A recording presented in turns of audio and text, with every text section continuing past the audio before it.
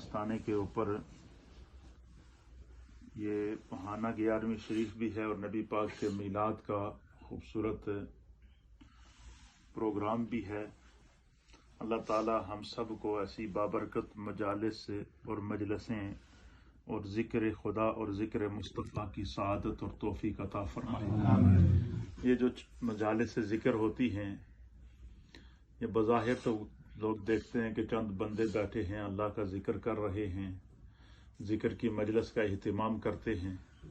तो इनकी जो बरकत है, अगर इंसान इसको समझ ले तो ये एक ऐसा नूर है, ऐसी लज्जत है, ऐसी इसके अंदर रूहानियत और चाशनी है कि आप अंदाज़ा लगाएं कि जिस तरह ये खाना रखा है और ये हमारे रिज़्क है, हमारी रोज़ी है, और जिस्म की तवानाई के लिए, जिस्म के अंदर ताकत के लिए और दुनिया के काम काज करने के लिए हमारे जिस्म को ग़िज़ा की ज़रूरत होती है और वो हमें हर हाल में खानी पड़ेगी।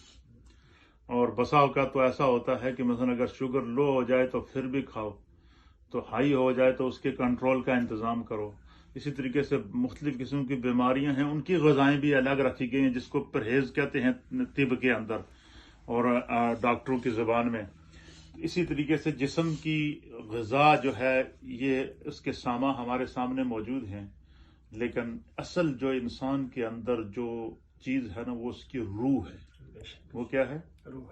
ये जब इंसान फौत होता है ना, तो उसको जब कब्र में डालते हैं, तो कब्र में जब उसको डाल के सारे मनु मटी तले जाके आ जाते हैं ना, तो ये कब्र के अंदर ये जो वजूद होता है ना, ये बॉडी ये गल के मट्टी के साथ मिल जाती है, ये वजूद बाकी नहीं रहता।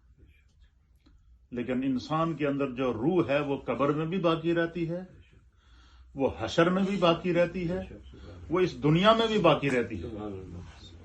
रूह क्या होती है? और इसलिए हमारे सूफिया, फुकाहा, उलमा और औलिया अल्लाह कहते हैं कि अपनी रूह को कभी मरने ना देना, रूह को हमेशा जिंदा रखना।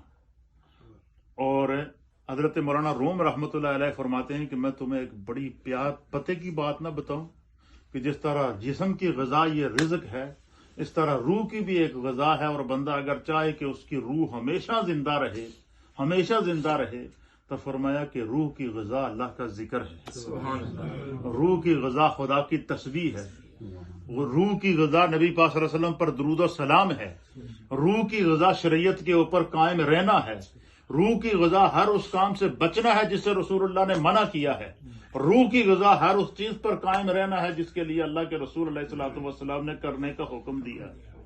इसलिए नबी अलैहिस्सलातु वस्सलाम की मजलिस लगी थी, और जब भी हुज़ूर अलैहिस्सलाम की महफिल लगती थी ना, तो सहाबा इकराम रिज़वानुल्लाहि ताला अलैहिम अजमाइन को नबी पाक सल्लल्लाहु अलैहि वसल्लम अल्लाह का जिक्र तस्बीहात सिखाते थे कि तस्बीह पढ़ो, सुभान अल्लाह पढ़ो, अल्हम्दुलिल्लाह पढ़ो, अल्लाहु अकबर पढ़ो, और अल्लाह के जिक्र के अंदर अपने आप को मशहूर रखो, अपनी ज़बानों को अल्लाह के जिक्र से तर रखो।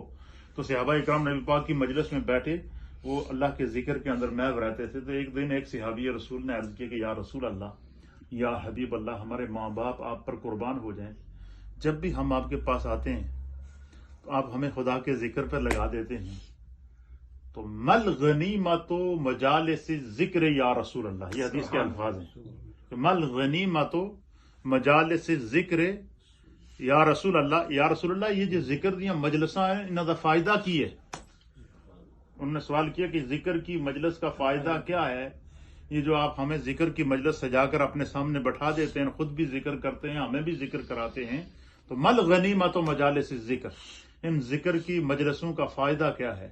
बस उन्होंने ये सवाल किया, नबी अलैहिस्सलाम ने भी दो अल्फाज में जवाब दिया। हुजूर ने फरमाया गनीमतो मजालिस जिक्र अल जन्ना अल जन्ना अल जन्ना। हुजूर ने फरमाया कि जिक्र दियां मजलिसां दा जड़ा फायदा है वो सिर्फ और सिर्फ जन्नत है, जन्नत है, जन्नत। ये दुनिया में जिक्र की जो मजलिस होती है, ये खुदा की तरफ से जन्नत की मजलिस होती है, ये रूह की ताजगी होती है, रूह की ग़िज़ा होती है।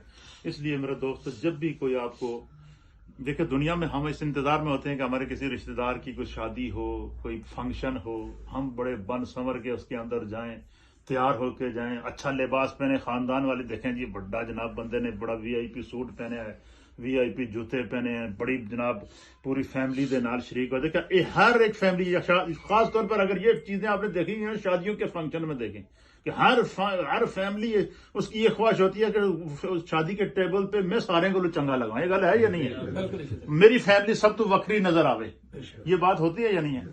تو یہ تو دنیا کی مجلسیں ہیں نا.